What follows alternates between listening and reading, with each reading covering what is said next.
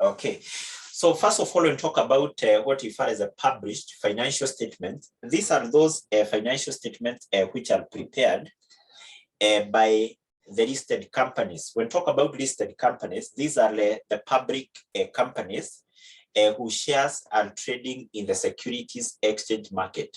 So such companies should prepare financial statements for those financial statements by the end of the day to be availed to their shareholders and equally to the members of the public. That's why you see whenever companies such as maybe Kenya Commercial Bank, companies such as Safaricom, because all these are listed companies, once they have prepared their financial statement, they make those financial statements available to their shareholders, available to who? To the members of the public. Those financial statements, we refer to them as what? Published financial statements. Now, when these financial statements are being prepared, or basically they are being presented by such companies, they are prepared in accordance with that standard there, that is IAS1. IAS1 in full is the International Accounting Standard number what? Number 1. So mean that anytime a company is preparing financial statements for publication purpose, not for any other purpose, for publication purpose, those financial statements are supposed to be prepared, are supposed to be presented in accordance with the International Accounting Standard number 1. Now, this standard basically provide the format to be used by companies in preparing those financial statements, and also basically give guideline in terms of the items which are supposed to be included in this particular financial word, in this particular financial statement. But first of all, we have said that published financial statements, financial statements, these are those financial statements which are prepared by what? By the listed companies. You don't need to write the notes. I've already shared the notes with you in the group, but maybe for the purpose of those who have been added in the group, maybe I think almost in the evening, someone can reshare those notes. Someone to reshare those notes in the group. Someone to reshare those notes. Sasa? Yes. So don't like this. Just make a follow-up. Maybe you can just take something small, some small notes as we discuss this, but I'm not giving the notes. The notes I've already shared with you. That's what we agreed. I'll be sharing the notes in advance. So therefore, a public financial statement are those financial statements prepared by listed companies for publication purpose. This financial statement you have said, they are prepared in accordance with the International Accounting Standard number 1. Now, according to this standard, when a company is preparing this public financial statement, they should contain a full set of published financial statement should comprise of 5 components. So which are those 5 components of the public financial statement? 1, we have the income statement. The income statement, in other terms, we refer to it as a statement of profit or loss. In other terms, you also refer to this as a statement of a comprehensive income. The statement of a comprehensive income, or incomes. Number 2, we have the statement of financial position. This is what was formerly the balance sheet. The current name for that is the statement of financial position. Number 3, we have what we refer as a statement of changes in equity, or in other terms, we can refer to that as statement of changes in net asset. And number 4, we have the statement of cash flows. Statement of cash flows for those who did CPA foundation level. Basically, this is something which you covered in a unit called financial accounting. But equally, those who did a degree course, definitely you must have covered something to do with the cash flow. And the last component of a public financial statement is what we refer as a note. The note to the financial statement. The note to the financial statement. So therefore, a complete set of financial statements prepared for publication purpose should comprise of those 5 components. So basically what you're going to cover as far as this topic is concerned is how we prepare these components. For example, how do we prepare an income statement for publication purpose? How do we prepare a statement of financial position for publication purpose? What is a statement of changes in equity and how it is prepared? What is a statement of cash flows?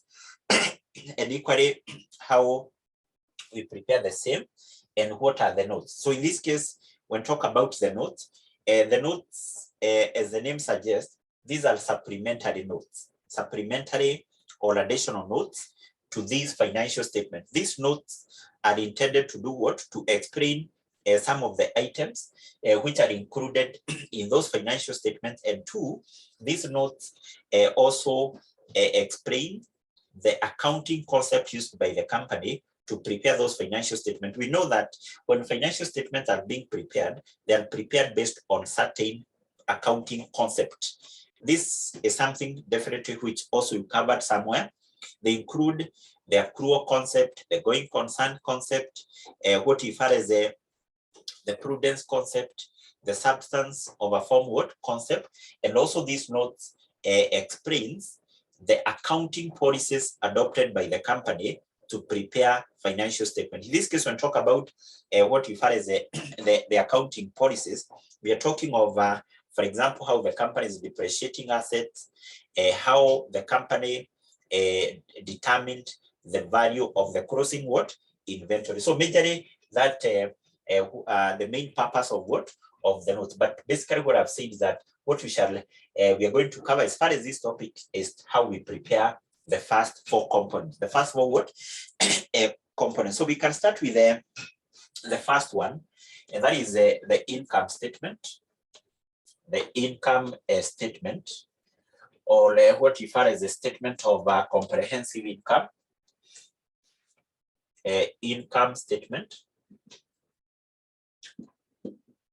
Income statement, or the statement of comprehensive incomes. So I've said this may also be referred to as a statement of profit or loss, because this is a component which is prepared to determine whether a business operated at a profit or at a loss. It is a component of financial statement prepared to determine the financial performance of a company in a certain financial year. Now, in terms of how we prepare this income statement for publication purpose, we prepare it in a condensed manner, meaning that good examples of other incomes here include things like investment income. So basically, there is any income generated by the company from investment. We also have things like revaluation gain on investment property. Investment property, there is a small theory topic you're going to cover as far as investment property are concerned. But just to mention, when we talk about investment property which are accounted for in accordance with IAS 40, International Accounting Standard number 40, investment property refers to any property which is either land or building. Any property which is either land or building, which is acquired by the company for appreciation purpose. Which is acquired by the company for appreciation purpose. Generally, that applies for land. So if a company acquire land, for that land to appreciate, for that land to do to appreciate in value, and the company sell it after it has appreciated, so that is an investment property. Or it is a property, we have said is a property which is land or building acquired by the company for appreciation purpose, or to earn rental income. To earn rental income. So basically, this now applied to a building. For instance, if a company constructs a building, that building, the company do not have the intention to use that building, either to use it as offices, to use it as what? As a factory. But the intention here is that that building will be leased out. And once it is leased out now to a number of tenants, what the company will be doing, it will be collecting some rent from that what? Building. That is purely an investment what? Property. But on the other hand, you need to note that the company may have acquired land or a building, but which is not an investment property. For instance, if you're told a company constructed a building to be used as offices, to be used as a factory, that is not an investment property. That is part of PPE. Are we together? And then if, for example, a company acquires a piece of land, the intention of the company is to develop that land in the future, or maybe after a number of years. The company maybe want to, for example, use that land to construct what, or maybe want to use that particular what, land to construct maybe some buildings, which maybe will be used as staff quarters, which will be used as a factory, and so on. Still, that is not an investment what, property. Though once you're given a question, you'll be specifically told that this is an investment what, property. So investment property, according to this standard, they should be revalued at the end of each year. They should be revalued at the end of each year. So any increase in the fair value of the investment property, according to IAS 40, according to the International Accounting Standard number 40, that is accounted for as an income. Very important. There is also something we've talked about in the topic of financial instruments. Any revaluation gain on financial assets at fair value through profit and loss. I hope you can remember what we said as far as this topic is concerned. We said financial asset at fair value through profit and loss. These are shares, or this is investment in shares purely for speculation. And basically we said such investment in shares for speculation, that is known as financial asset at fair value through profit and loss. And we say that such financial assets are supposed to be remeasured at their fair value at the end of each year. So any increase in the fair value is a revaluation gain. We account for that. For that is what? As other income. So basically we add all that now to the gross profit. We get the total income. So to these total incomes now, proceed and you less the expenses. Expenses include the administrative expenses. I've explained what will be included here. We also less distribution cost. Cost. We also less now the finance. The finance cost and any other expense. But in most of the cases, you'll see that all the expenses, in fact, I've never seen a question whereby you're given an expense which do not fall under these four categories.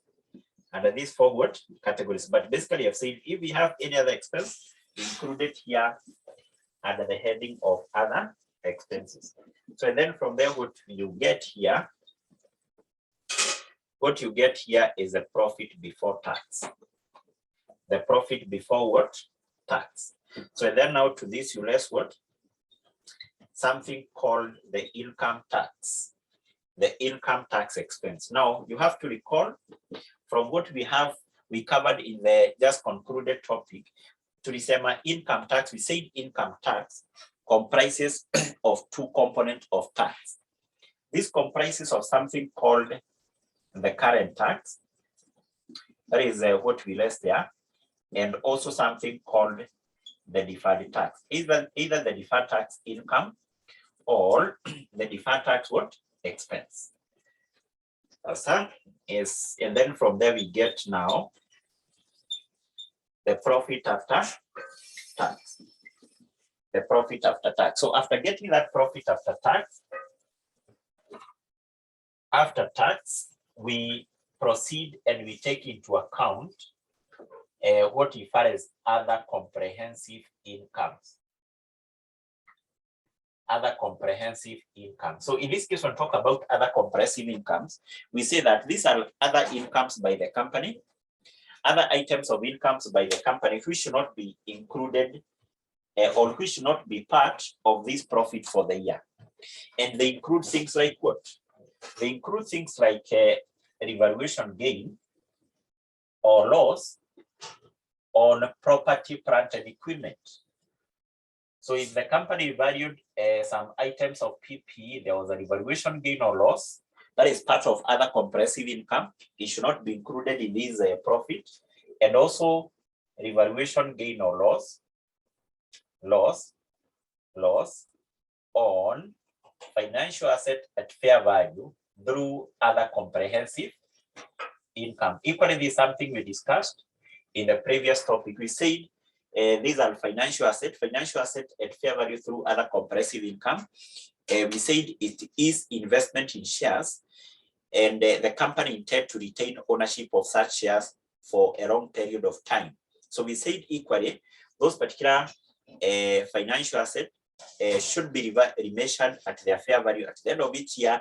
Any revaluation gain or loss is part of OCI, is part of other comprehensive income. OCI in full is other comprehensive income. And then we add that now to the profit for the year, we get something called the total comprehensive income. So therefore, that's how we prepare on how an income statement for publication purpose is presented. Is what? Presented. You can see this format is quite different from what you are doing in the lower level, because you can see equally here, we have not captured things like dividends, things like transfer to general reserves, and all those items, because all those are basically items you are taking into account in the lower level when preparing your income statement. This strictly is the format now which you use when preparing the income statement for publication purpose. Sasa, yes. So then from there we can look on the other component of a public financial statement, that is SOFP. SOFP in full, statement of financial position. Now, what is this? This is a statement of company's assets, liabilities, and equity. Is a statement of company's assets, liabilities, and equity. Now, this one is prepared by a company for the company to be able to communicate with shareholders and basically the other stakeholders information about its financial position. Information about its financial position. Now, this one is prepared. A statement of financial position is prepared based on something called the accounting equation. Is prepared based on something called what? The accounting equation. What is an accounting equation? An accounting equation, first of all, is an equation which states that assets are equal to capital. Capital, in other terms, refer to it as equity, plus the liabilities.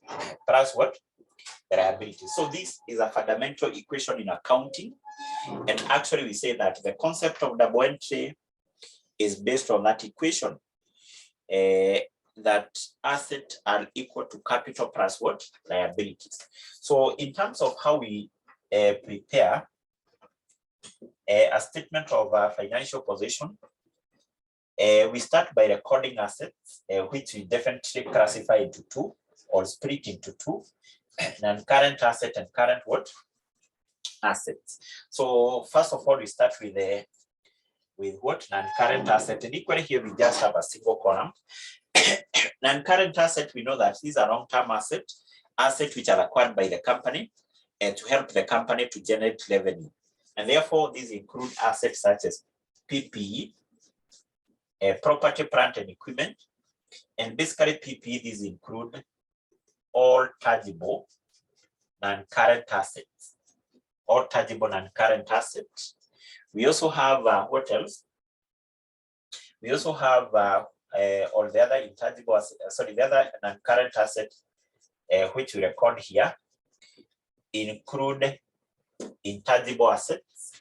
Intangible assets, things like copyright, things like patent rights, and so on.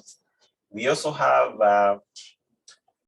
what we refer as the investment properties. Investment property, remember I explained something to do with that.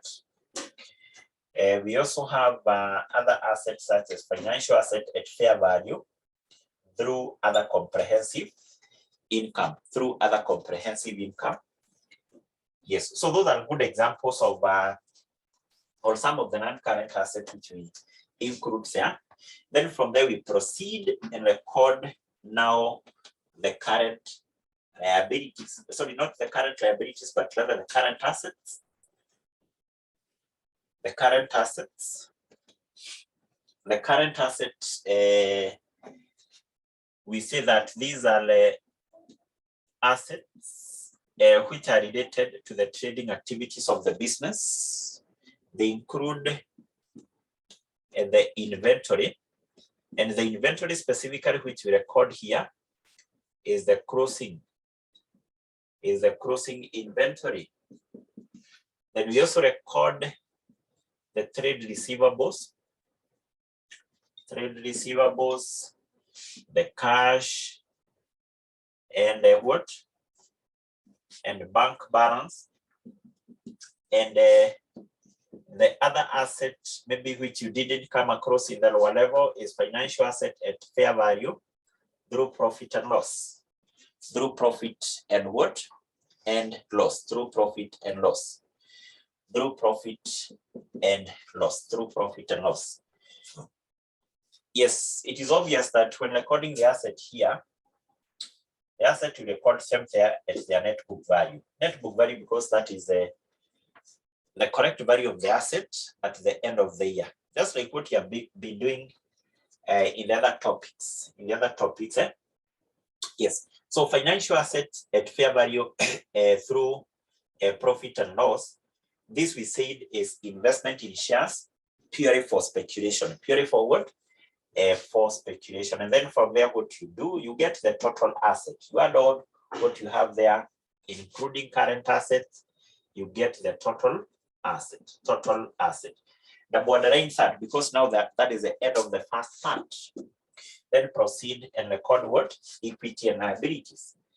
And always we start with equity. So in this case, when we talk about equity in a company, this comprises of share capital, just like what we said in the topic of cooperative society. This comprises of share capital and reserves. And what? Reserves. So what we record here include ordinary share capital, and reserves. When we talk about reserves, we are talking of things like the share premium. This is something I hope you know, share premium. These also include things like revaluation reserve, things like the retained earnings, etc. Those are good examples of reserves. Get the total equity. Total equity is the total capital by the owners. In other terms, we refer to that as total owners' equity. This is the capital contributed, or the capital of the owners. The owners of the company we know are shareholders, because not shareholders, any other shareholder, but ordinary shareholders. These are the owners of the company simply because they are the one who make decisions in a company through voting.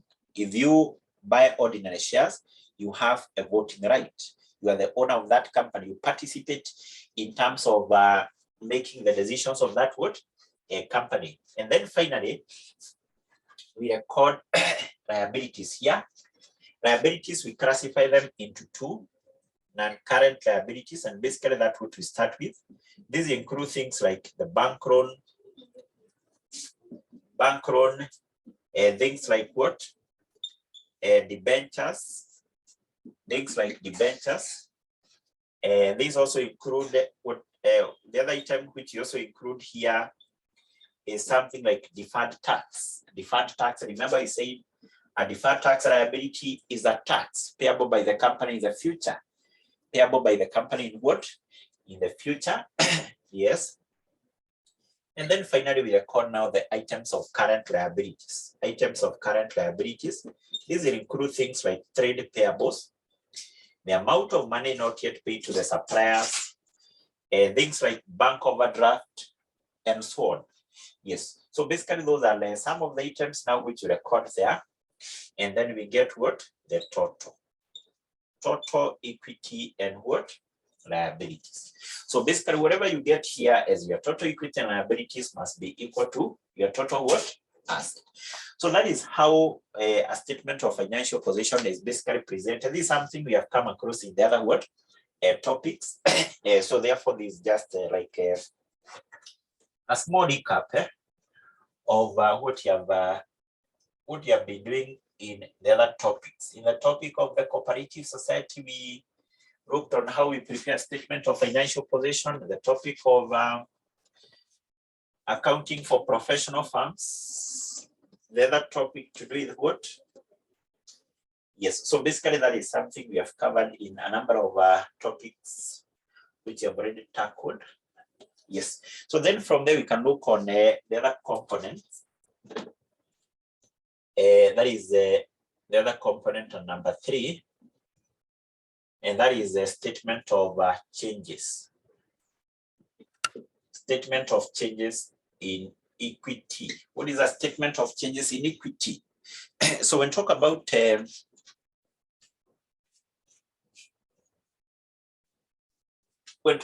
the statement of changes in equity, a statement of changes in equity, statement of changes in equity. Yes, a question here, what if we are given a deferred tax asset? A deferred tax asset, you record it under assets. Are we together? Yes. So in the event you're given a deferred tax asset, that is an asset, definitely. And basically you record it under what? You record it under the non-current asset, because it's basically a tax which is recoverable by the company in what? In the future. Yes, so I want us to look on this, but just a minute.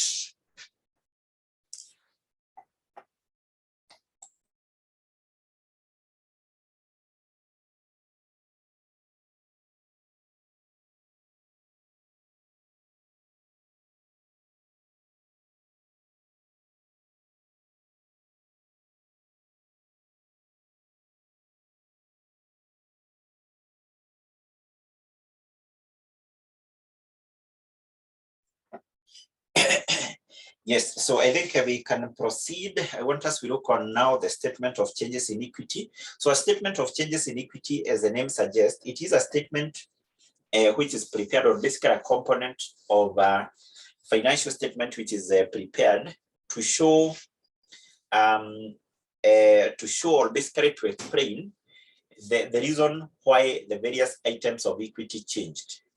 So it is prepared to explain the changes in the various items of equity. First of all, you have to remember from a statement of a financial position, we have said equity.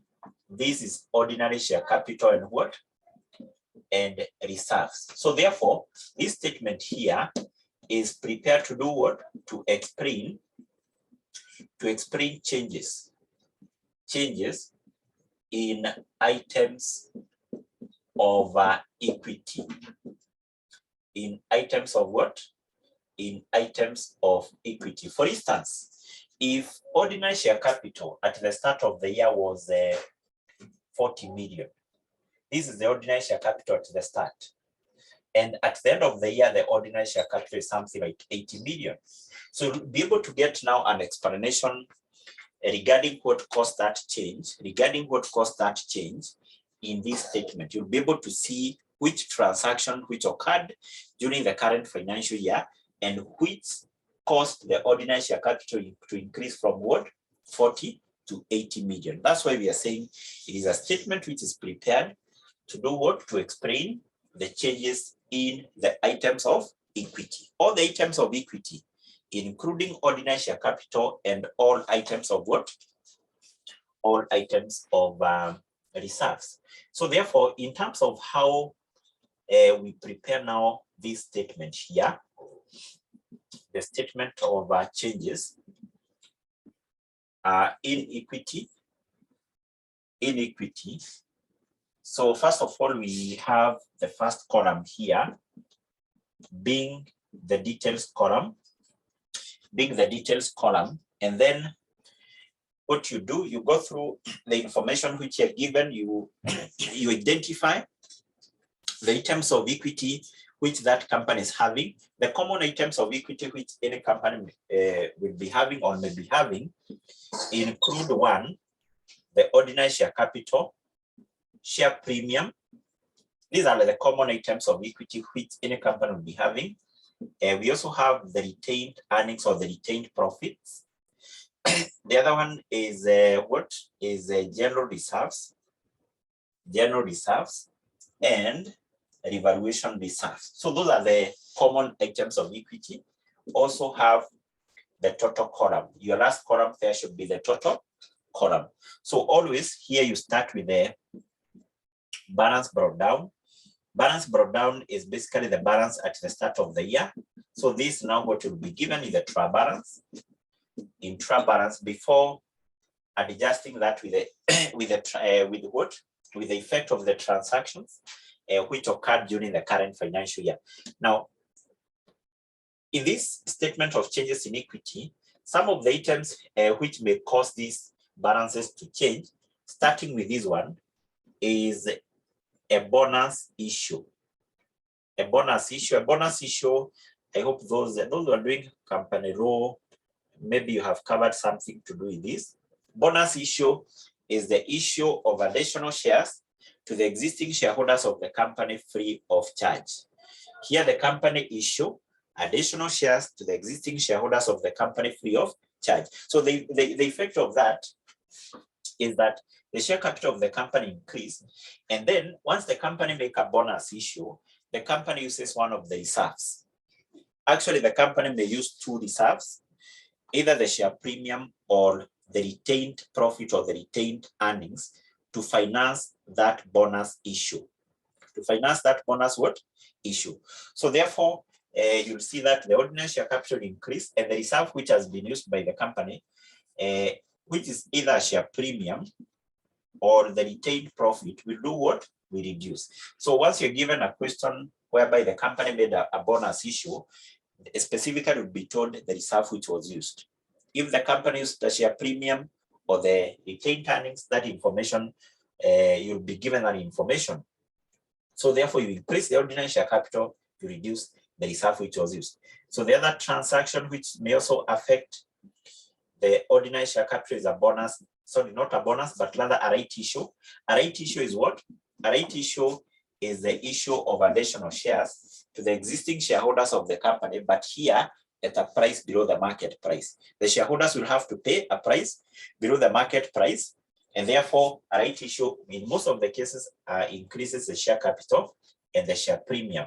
So the other transactions or the other items which affect whatever you have here is the profit for the year. The profit for the year which we have determined in the income statement.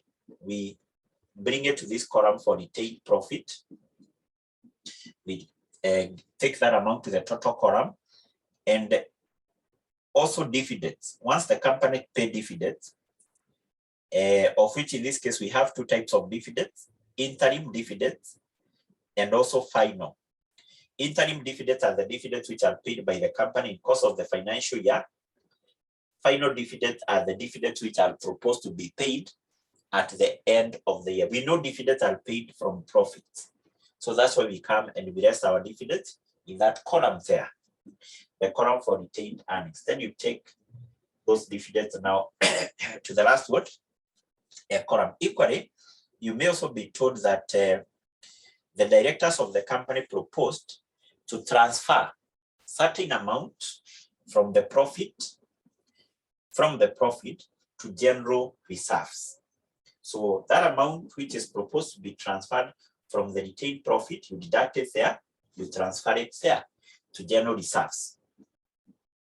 Yes.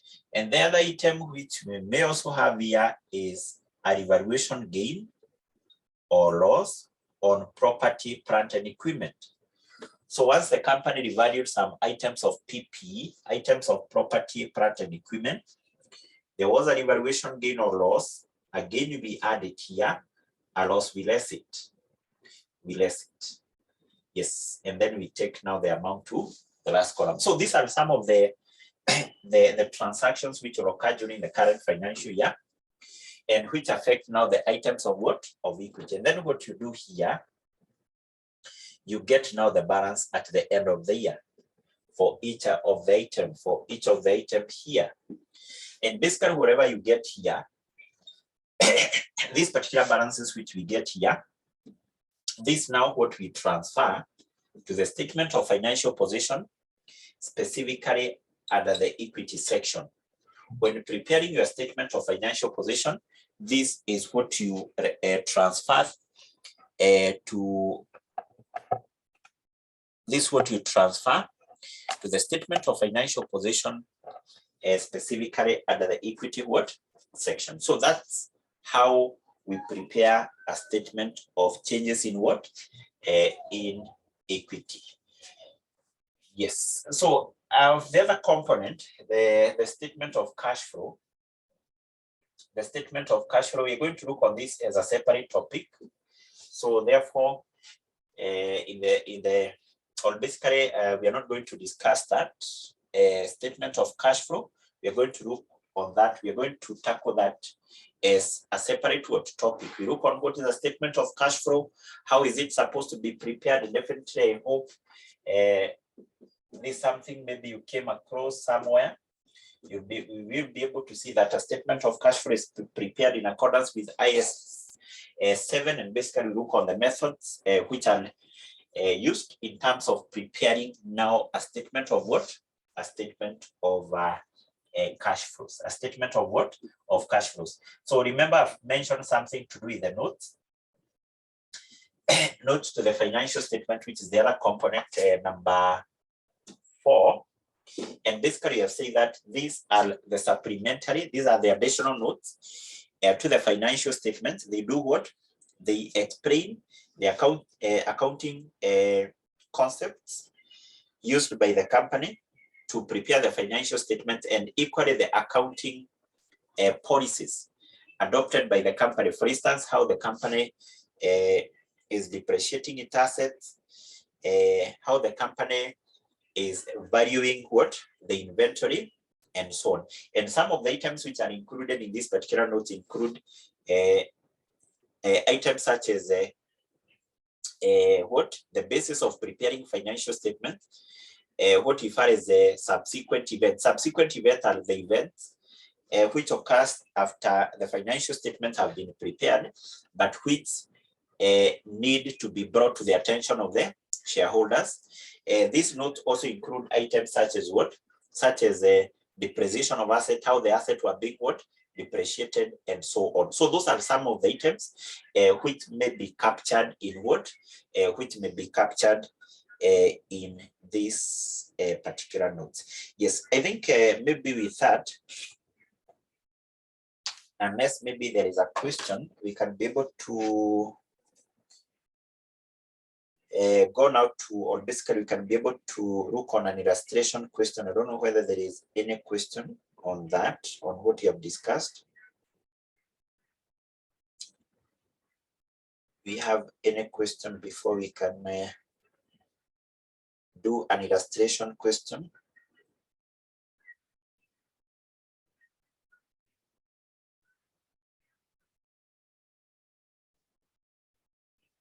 Any question?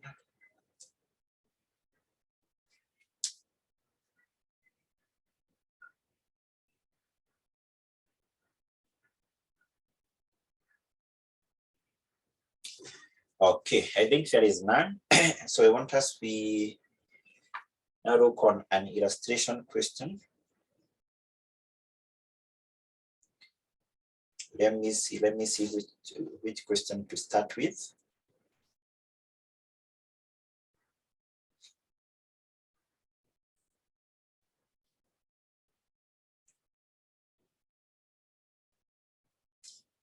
So for the purpose of those who are new, I've reshared the link again there.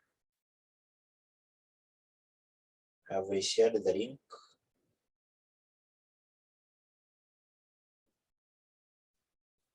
So what you need to do, can you open this question here? Let me see the question.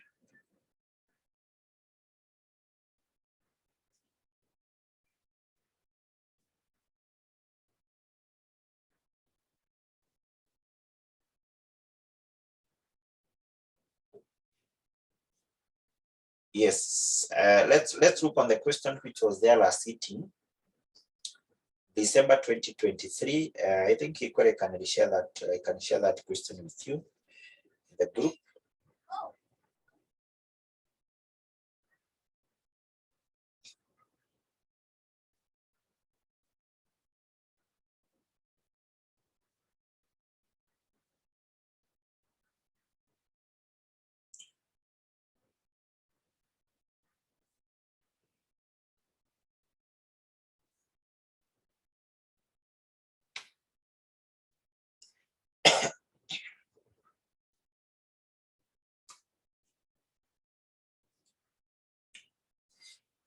Yes, so can you check on that question? The question I've shared here with you.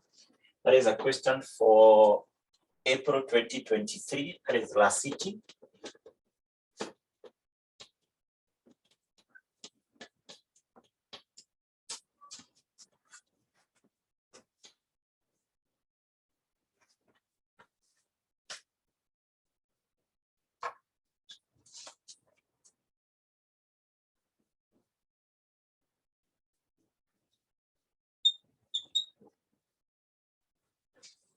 This was question number what?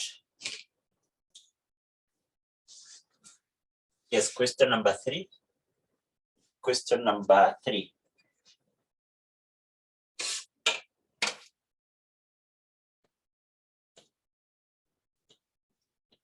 Question number 3. Question number 3. So before we look on that question, I want us to just take a very short break of how many minutes? 5 or 10? Yes, so let's take a short break of what? 5 minutes, eh? Yes, 5 minutes, and then we come back, we look on that question.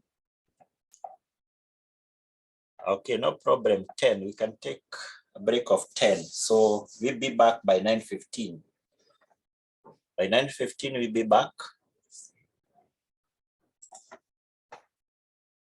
Yes, and the question is April 2023, question number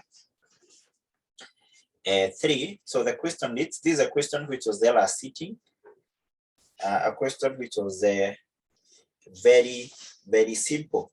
So the question is, the following trial balance was prepared by Salama Limited as at the 31st of December 2022. So what you're given here is a trial balance. By now we know what is a trial balance. So we are given the ordinary share capital. We have the 8% redeemable preference shares. You have to record what you have said, that redeemable preference shares, these are preference shares once issued by the company has the obligation to do what? To redeem them or to buy them back. So therefore, we have said that these redeemable preference shares in our balance sheet, in our statement of financial position, they are non-current liabilities. Very, very important. Then from there, we have debentures, we have revaluation reserve retained earnings, we have revenue, we have inventory on 1st January 2022 purchases, distribution cost, administrative expenses, interest paid on debentures, we have interim dividend paid on ordinary shares, preference shares, then we have investment income, we have leasehold building, we have plant and equipment at cost. We have furniture and fittings, investment, accumulated depreciation on leasehold building, plant and equipment, furniture and fittings. Then we have account receivables, bank overdraft, account payable, deferred tax, and then we have suspense account. So if you see suspense, it means that there was an error which was made. That's why the trial balance didn't balance, and the difference of the balancing figure was posted to the suspense. Then we have some additional information, number 1 up to note number 8. What have we required from that information is 1. We're going to go through that additional information. We are told 1, or we are required 1, to prepare a statement of profit or loss for the year which ended 31st of December 2022. Roman 2, we prepare a statement of changes in equity for the same year, and also part C, we prepare a statement of financial position. We prepare a statement of financial position. I want us to go through the additional information which are given from note 1 up to note number 8 as we see whether there are some workings which we need to do before we can proceed and prepare what is basically required there. So let's go through the addition information. We start with the number 1. So we are told in note number 1 that the inventory as at 31st of December 2022 was valued at 16 million. However, there were some goods which were considered obsolete with a net realizable value of shillings 400,000, a cost of 450,000, with a net replacement value of 350. So what we are told is that the closing inventory of this company, or the inventory at the end of the year, had a value of 16 million. But we are told that inventory had some goods which were considered to be obsolete. Now, first of all, what do we mean by that? Who can tell us the meaning of goods being considered obsolete? What do you mean by that? Some goods were considered to be obsolete. What is the meaning of that? They are outdated. Outdated, okay. What do you mean by they are expired? They are not in use. Not in use, of zero value. Of zero value. What do you mean by that? Yes, basically when we talk about obsolete goods, we can say that these are goods basically which are like expired. Which are expired. So if you have a business, you have a company, you have some goods which are obsolete, which are expired, you should not include those goods as part of your inventory. You should not include those goods as part of your what? Your inventory. So therefore, what we need to do is to adjust or basically to compute the correct value of the closing what? Of the closing inventory. Of the closing inventory. What would be the correct value of the company's closing inventory? Closing inventory. Now, this is something you'll come across such a point in most of the questions for published. What the examiner here is testing is your knowledge regarding something we talked about on Saturday, IAS2, International Accounting Standard number 2, and this standard deals with the valuation of inventory.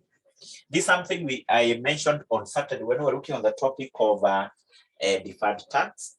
And basically I said, according to this standard here, whenever the company is to determine the value of the inventory, the value of the inventory should be taken to be the role of two values.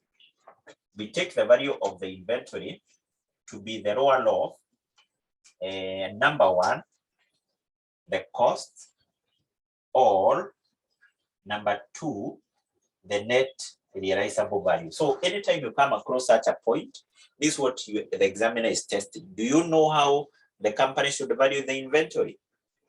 So basically, because you're given the what? We are given 3 values of those goods. We are given the net realizable value. The net realizable value is what? Is 400,000. You have also to realize that the figures which you're given in the trial balance, they are in thousands of shillings. So it means that the last 3 zeros are omitted for all those figures in the trial balance. Equally, when taking any figure from the addition information, you make sure you omit the last 3 zeros. So we are told that these goods which were declared to be obsolete, we are given their 3 values. We are given their net realizable value, 400,000. We are given their costs as what? As 450, and the net replacement value, which is what? Which is 350. Now, in this case, according to this standard, out of these 3 values, we should only take into account 2 values, the cost and net realizable value. Basically, what that means is that the last value here, the net replacement value, that one should be ignored. That one should be what? Ignored, should be ignored. So basically, what we need to do is to determine what's the correct value of these goods which are obsolete. Basically, we have said that these are goods like maybe partially damaged or something like that. So according to this standard, the correct value of this particular goods, we should take the lower of the two, the lower of the cost and net realizable what value. So the lower of these two values is how much? Which figure is lower than the other? It is automatically 400,000. It is automatically for what? 400,000. But basically what we know is that this particular goods here, these goods which were considered to be obsolete, in this value here, in this value of 16,000, they are included there at which value? These goods which are obsolete, they're included here at which value? Who can tell us? In this figure of 16,000, those goods are included there at which value? If you read that statement again, actually the first sentence of note 1, you can be able to know, because you are told the inventory as at 31st of December 2021 was valued at 16 million. So these goods which were obsolete, in this value here, they included there at which value? Someone is saying 400, someone is saying 450. Yes. 400, 450. Now, first of all, what is important to note is that once you're given the closing inventory, that is the cost of the closing inventory. So whatever is given here, this is the cost of the closing inventory. So therefore, these goods which are obsolete, basically we should be included here at their cost. At their what? Their cost. Their cost is what? From these three values, their cost is 450. So therefore, these goods which are obsolete, they are included in these values there at a cost of 450. But according to IAS 2, International Accounting Standard number 2, we have said that the correct value should be the lower of net realizable value or the cost. So mean that the correct value of these goods which are obsolete should be what? Should be 400. So therefore, how do we get the correct value of the company's closing inventory?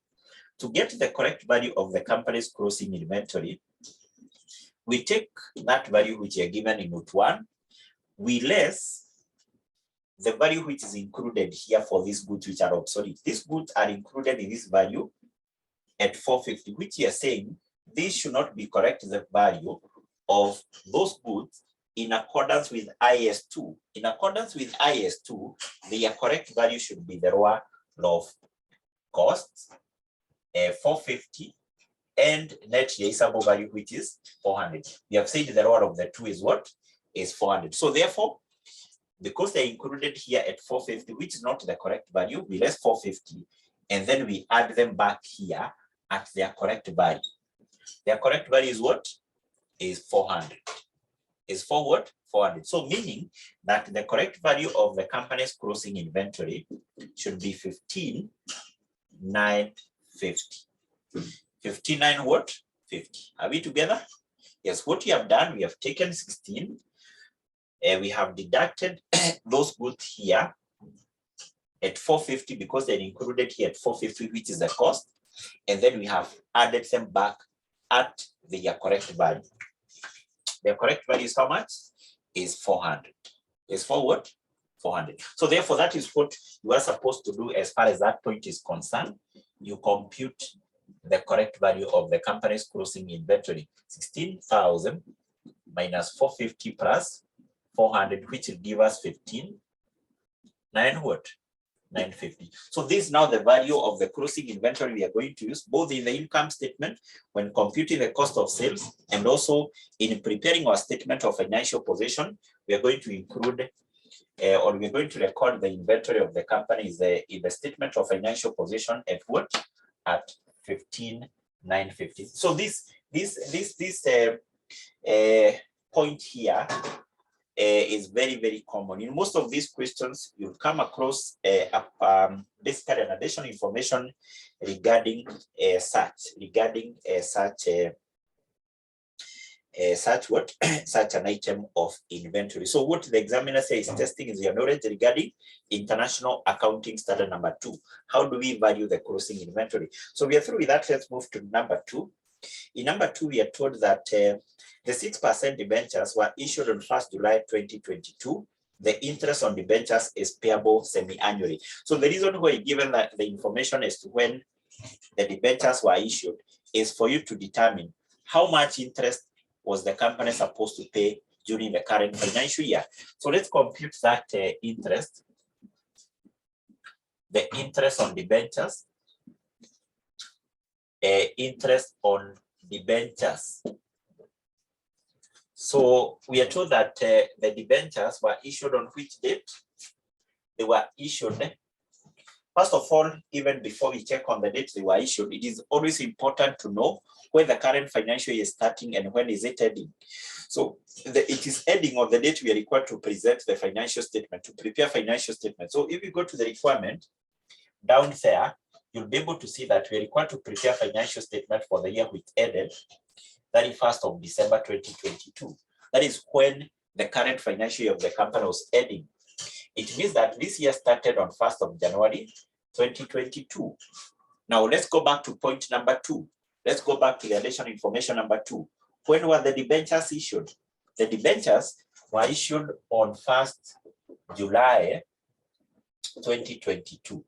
So if they were issued on that date, it is obvious that the company during the current financial year was not to pay the interest for the whole year, but the interest which was to be paid by the company was from that date to that date. And basically here we have how many months? 6. So therefore, the company was supposed to pay interest for how many months? 6. So let's compute that interest on debentures. And to compute the interest on debentures, we take the coupon rate. The coupon rate is the rate which is before the word debentures. I hope you can see the debentures or the coupon rate in note number 2. We are told these were 6% debentures. So the interest which the company was supposed to pay is 6%, and always this coupon is quoted per annum. This is the 6% per annum. We multiply that with the value for the debentures. So where are we given the value for the debentures? In the trial balance, the third item. In the trial balance, up there. The debentures were having a value of 10,000. And remember, in this case, we have said that this will be the interest per annum. 6% is per annum. But we have said that the company was supposed to pay interest purely for 6 months. Purely for 6 what?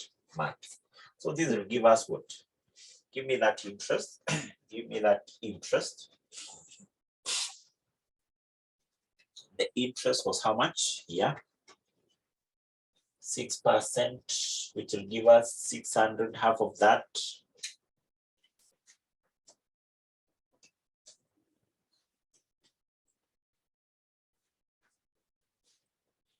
Yes, so this will give us 300. So this the debenture interest for the year, and I think that what had been paid. Can we go back to the trial balance? In the trial balance, are we given the interest on debentures? The interest on debentures. The interest on debentures. Yes, we're given the interest on debentures. I hope you can see that item in the trial balance, and basically that is the exact amount the company had paid. So the reason why given that particular information there, note number 2, is because if, for instance, that information was not provided, then in most of the cases we assume the debentures had been issued at the start, and therefore, for example, in that case, then we would have taken the interest for that whole year, which was supposed to be what? To be 600. So that's why it was important for you to be given the specific date when the debentures were issued, for you to be able to know that the company was only supposed to pay interest for how many months? 6 during the current financial year. This interest on debentures, you have to remember, is part of the finance cost. So let's move to the other point number 3. Point number 3 is about depreciation.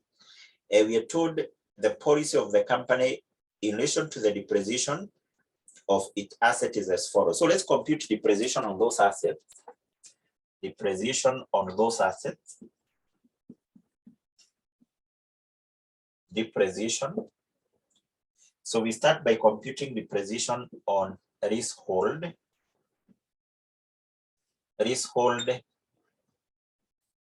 Buildings, which in our case we are told is 4% on straight line. You have to remember at a straight line, we compute depreciation based on cost. What is the cost of freehold buildings? Freehold buildings in the trial balance is 50 what? 56. 56,250.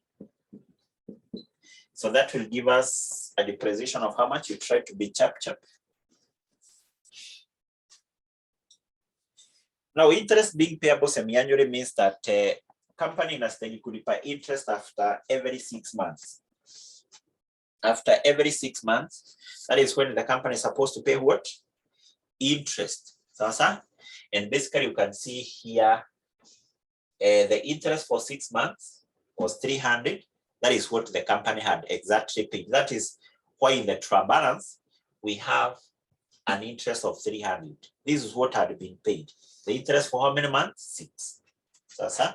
Yes. So I'm given here a figure of what? A figure of 2250. So then let's compute depreciation on a plant and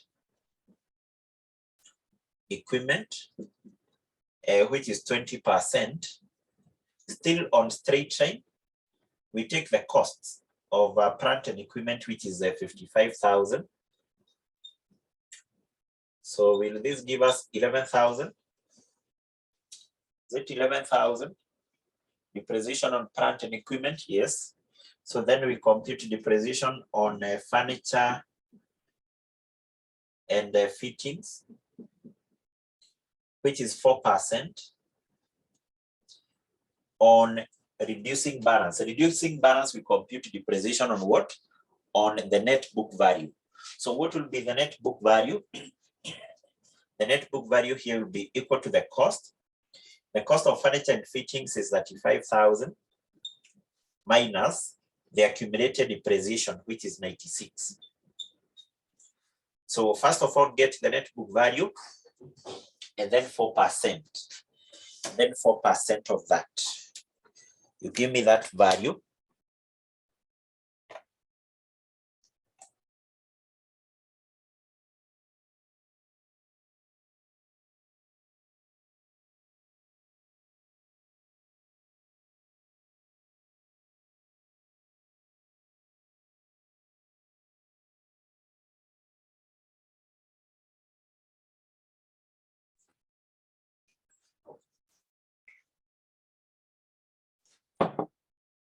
Yes, I'm given here a figure of what?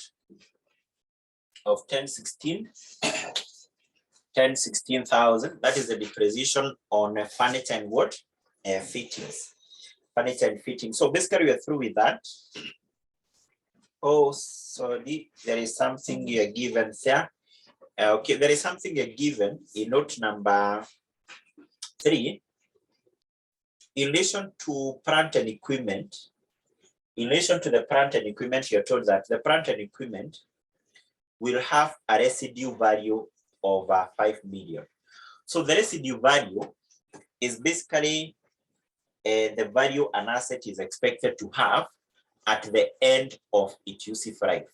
At the end of its useful what? Life. So if you're given us a residue value, so it means that once you have depreciated that asset, at the end of the day, it will still have a value of what?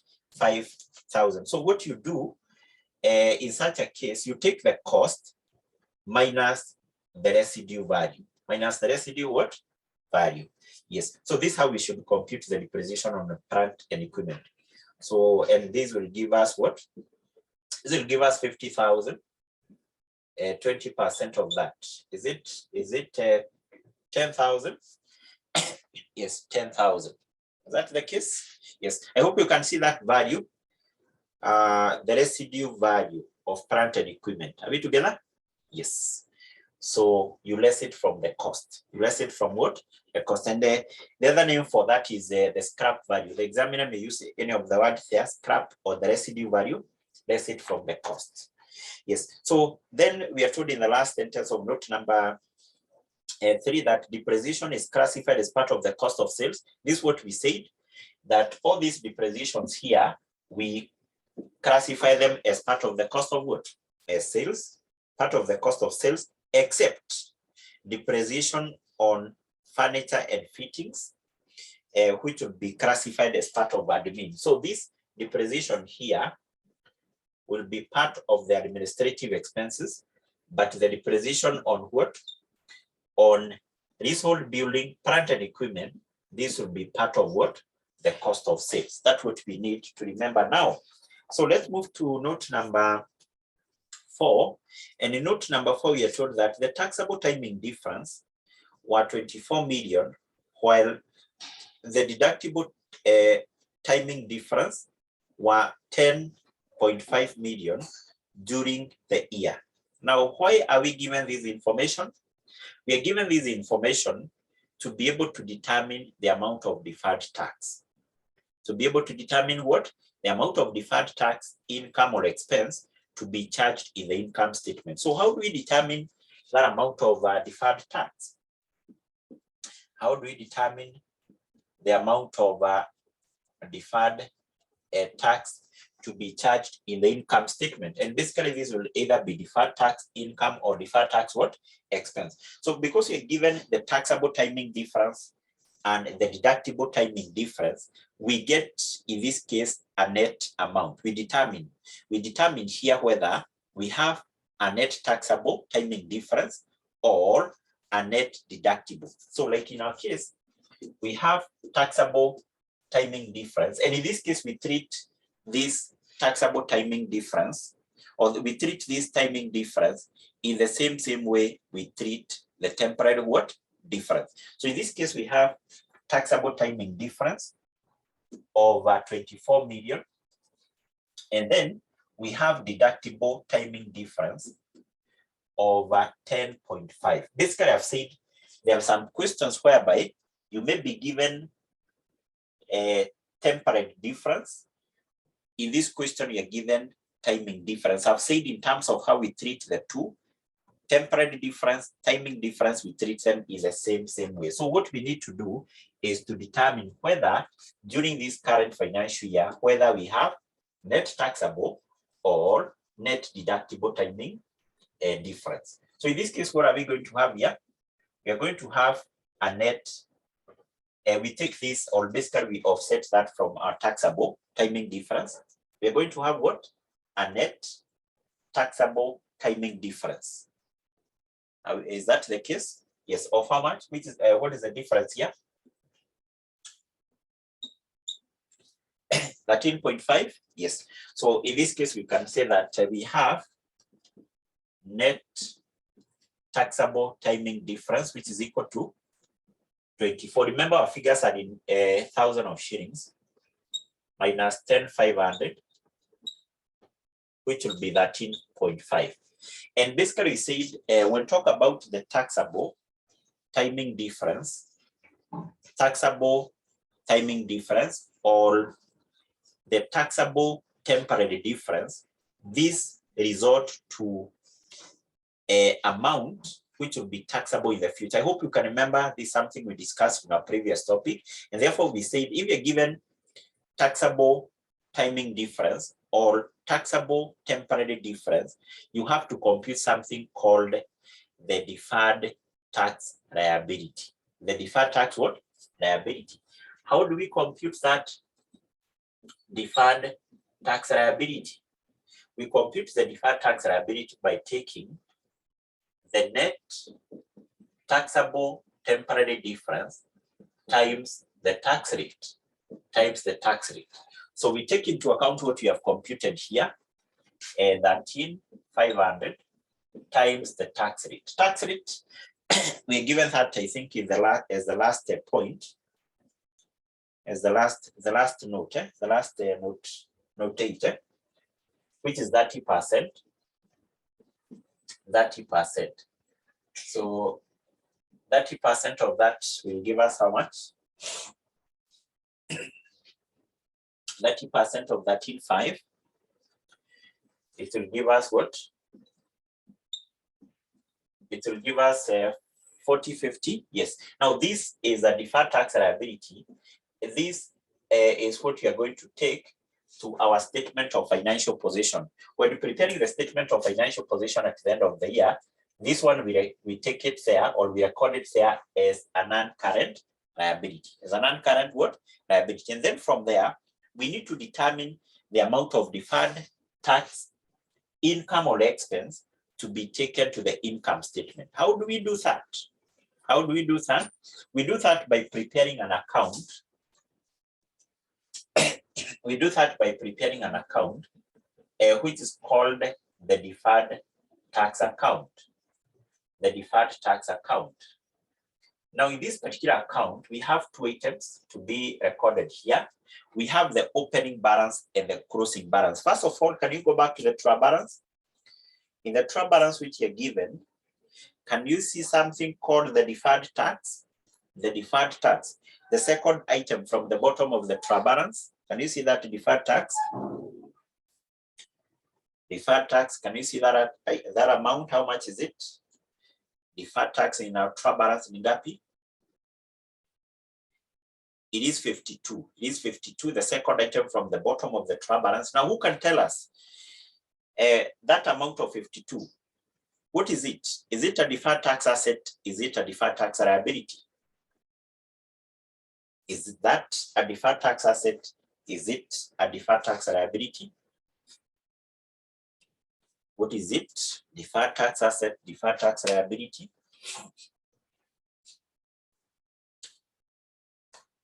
Is it a deferred tax asset, a deferred tax liability?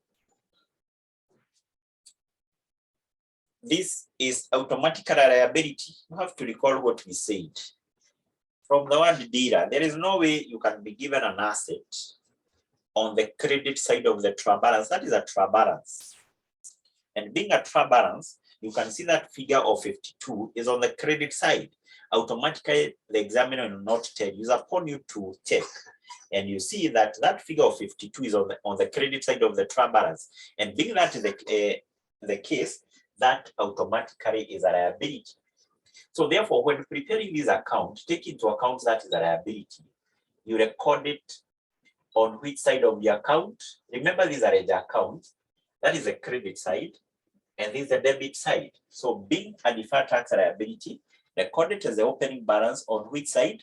The credit side, because it's the liability. Are we together?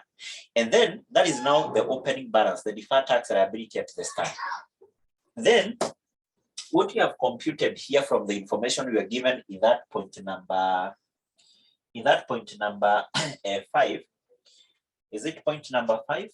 Yes, point number 4 is we have computed the deferred tax liability at the end of the year. So the deferred tax liability at the end of the year, we record it here. Balance carried down. I hope you can remember equally the question we did on Saturday. We had also a deferred tax liability.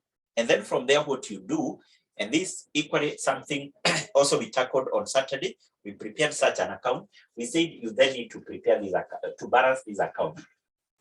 A balancing figure on this side, we refer to this as a deferred tax. Deferred tax what? Deferred tax expense. A balancing figure on this side, which is taken to the income statement, is a deferred tax income. Deferred tax what? Income. So what do we have in our case? We have a deferred tax income. We have a deferred tax liability, which is the balancing figure. What do we have there?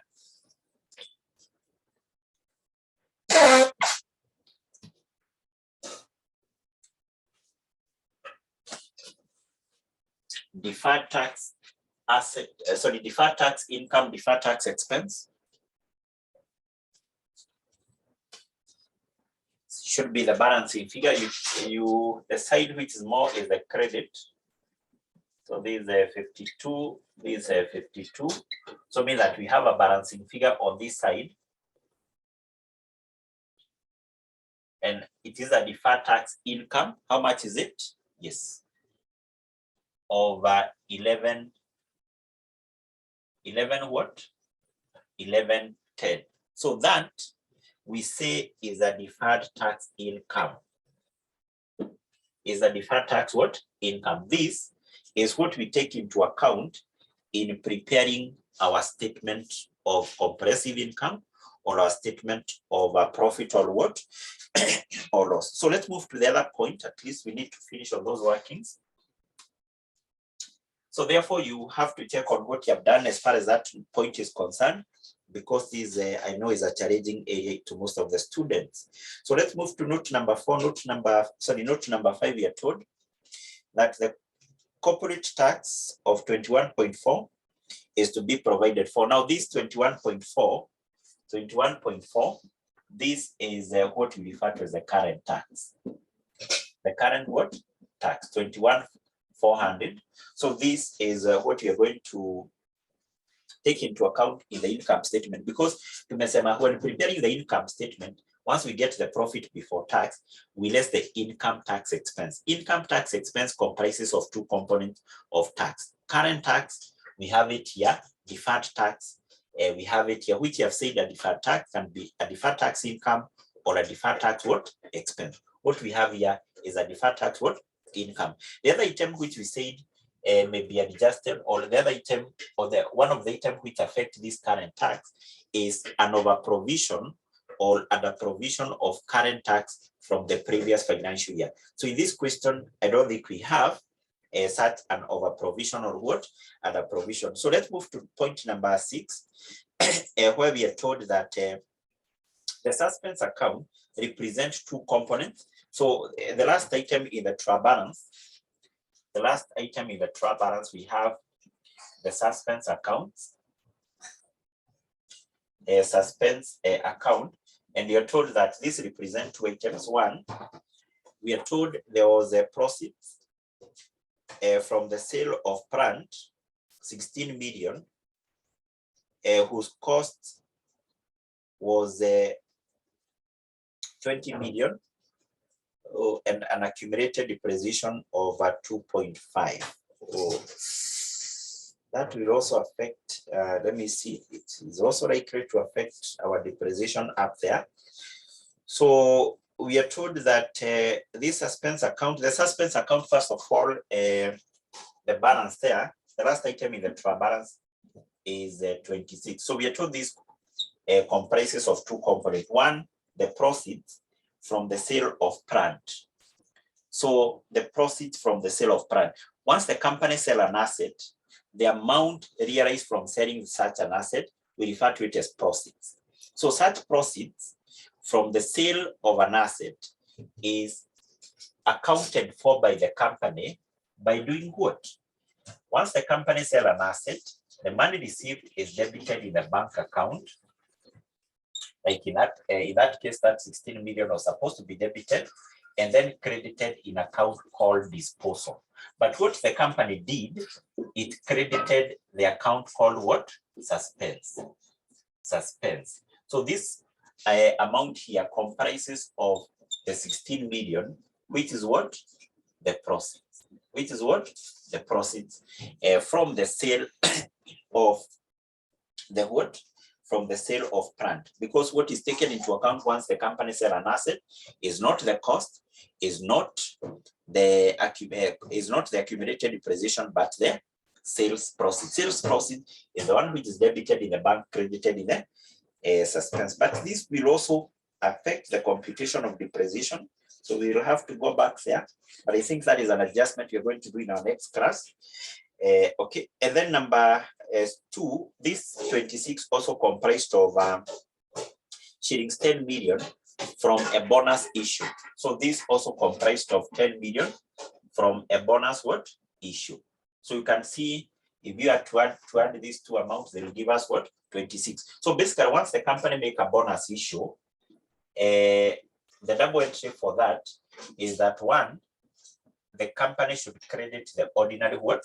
Share capital. You can see instead of crediting the ordinary share capital, what the company did, it credited suspense. It credited what? Suspense, because these are credit balance. These are credit balance. And then what the company also does is that it debits the reserve, which is used to finance this bonus issue.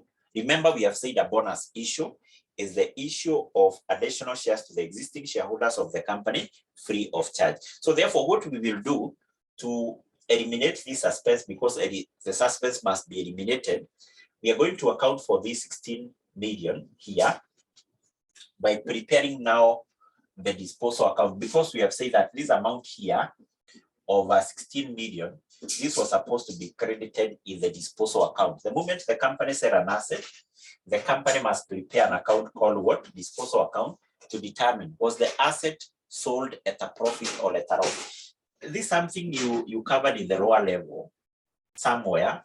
So at this point, we assume you know how to prepare a disposal account, but maybe I can just give you a format.